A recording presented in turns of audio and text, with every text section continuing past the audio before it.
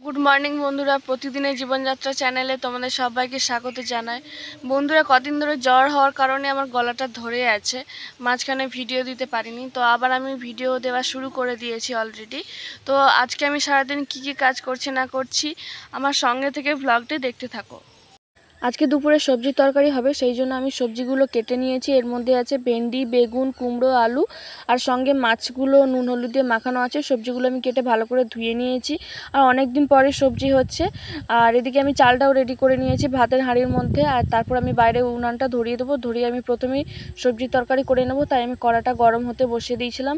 আর কড়াটা গরম হয়ে গেলে আমি কিন্তু সর্ষের তেলটা দিয়ে দেবো। দিয়ে 5 ফোড়ন আর শুকনো লঙ্কা দিয়েই কিন্তু সবজির তরকারিটা হবে। কড়াটা গরম হয়ে যেতে আমি তেল দিয়ে 5 ফোড়ন শুকনো লঙ্কা দিয়ে দিয়েছি।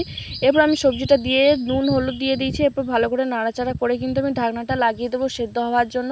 আর কিছুটা ভাজা ভাজা হয়ে গেলে কিন্তু আমি এতে জল দিয়ে দেবো, কেননা অলরেডি সবজিটা সেদ্ধ হয়ে গেছে। আর তার সঙ্গে জল দিয়ে দিচ্ছি, আর স্বাদ মতো একটু চিনি দিয়ে দিয়েছি। লবণ তো দেওয়াই আছে। আর যেহেতু তরকারিটা প্রায় হয়ে এসছে, শুকিয়ে যেতে ঝোলটা, আমি তরকারিটা একটা জামে করে নামিয়ে নিয়েছি। এরপর কড়াটাকে ভালো করে ধুয়ে নেব, কেননা যেহেতু তরকারি লাগা আছে আর আলু ভাজা হবে। আর আমি তরকারি করতে করতে আলুটাকে কেটে নিয়েছিলাম টিফিনে খাওয়ার জন্য।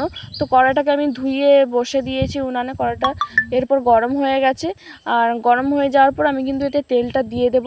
আর তেলটা গরম হয়ে গেলে এতে আমি আলুটা দিয়ে দেবো। দিয়ে আমি নুন হলুদ দিয়ে নাড়াচাড়া করে কিন্তু ঢাকনাটা লাগিয়ে দেবো। আর যেহেতু উনানে আঁচ খুব বেশি আছে, তো সেই জন্য বেশিক্ষণ রাখা যাবে না, ঘন ঘনভাবে নাড়তে হবে, যাতে আলুটা না পুড়ে যায়। না তো পুড়ে যাবে, আলুটা দেখতেও বাজে লাগবে আর অথচ ভেতরে সেদ্ধ হবে না। তো সেই জন্য ভালো করে আলুটাকে নাড়াচাড়া করে আমি কিন্তু ভেজে নেব, তাতে স্বাদও ভালো হবে আর দেখতেও সুন্দর হবে। আর আমি মাঝে মাঝে এই নেড়ে নিচ্ছিলাম।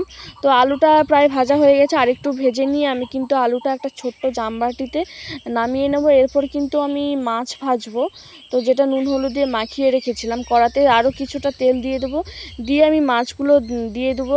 আর মাছগুলো দিয়ে দেওয়ার পর কিছুক্ষণ অপেক্ষা করব এক সাইড ভাজা হওয়ার জন্য। আর আমি এক সাইড ভাজা হওয়ার জন্য অপেক্ষা করছিলাম, কিন্তু কিছুক্ষণ উল্টে দেখি যে ওপরটা পুড়ে গেছে কিন্তু ভেতরে কাঁচা আছে। যেহেতু উনানের আঁচ খুব বেশি ছিল, সেই জন্য একটু আঁচ কমিয়ে দিয়ে আমি কিন্তু আস্তে আস্তে করে মাছগুলো ভেজে নিয়েছি কড়া করে, যাতে ভেতরে কাঁচা ভাবটা না থাকে। তো মাছটা মোটামুটি ভালো করে ভাজা হয়ে গেছে, তাই আমি ছোট বাটিতে করে তুলে নিয়েছি।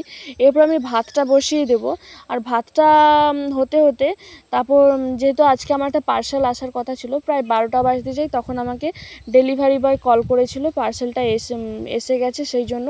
তো ওটা আমি বাড়িতে নিয়ে এসে এবং তোমাদের সামনেই আমি খুলছি। এই কদিন ধরেই আমি অনেকগুলো অর্ডার দিয়েছিলাম অনলাইনে, প্রথমে ফেস ওয়াশ, তারপর জুয়েলারি, আবার এটা প্লাজো, আরও প্রোডাক্ট আসার বাকি আছে। তো তোমাদেরকে পরে আমি দেখাবো যখন আসবে। তো এই প্লাজোটা আমার খুব পছন্দ হয়েছিল, নিয়েছি। ঠিক যেমনটা দেখেছিলাম তেমনটাই এসছে। এরপর আমি বেরিয়ে যাব কিছুক্ষণ পর। তো এইটা প্রায় বিকেলের দিকে আমি বেরিয়েছিলাম। এটা হচ্ছে একটা অ্যাক্সিডেন্ট জোন। এখানে প্রায় 2 বছর আগে একটা অ্যাক্সিডেন্ট হয়েছিল। এই ব্রিজ এরকম ব্রিজটা ছিল না, ভগ্নপ্রায় ব্রিজটা ছিল। তো এটা ভেঙে নতুন করার জন্য কিছু লোক কাজে লেগেছিলো। তো ব্রিজটা ভেঙে পুরো লোকগুলোর ওপরে পড়ে গেছিলো। আর ব্রিজের যে রডগুলো ছিল ওদের শরীরে ভেদ করে ঢুকে যাওয়ার কারণে অতিরিক্ত রক্তক্ষরণ হয়, যার কারণে একটা মানুষ তো মারাই যায়, ওনাকে বাঁচানো সম্ভব হয়নি। তো প্রায় 1.5 বছরের মতো ওই ভাঙা অবস্থাতেই ব্রিজটা পড়ে থাকে। তারপরে ব্রিজটাকে যদিও বা সারানো হয়, কিন্তু সাইডে মানে ঘেরা দেওয়া ছিল না, কিন্তু এখন দিয়েছে দেখছি।